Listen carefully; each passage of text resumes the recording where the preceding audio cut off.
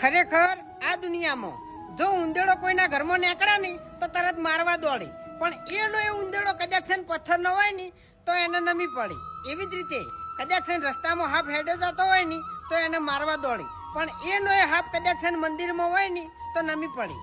અને જો મા બાપનો ફોટો કદાચ છે દિવાલ ઉપર હોય ને તો એને જોઈને રોવી દુઃખી થોય, ઘણાય પછતોય, પણ જીવતે જીવત એની કદર કોઈ દાડો ના કરી હોય પણ એ દાડે એ પછતાતા હોય. એટલે જો તમારે તમારા મા બાપની કદર કરવી હોય ને તો જીવતે જીવત કરી લ્યો, કારણ કે મર્યા પછી કશું નહીં. જય શ્રી રામ.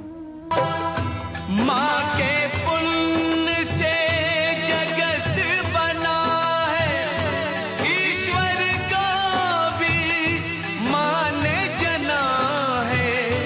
माँ ममता का एक कलश है, जीवन ज्योत है, अमृत रस है.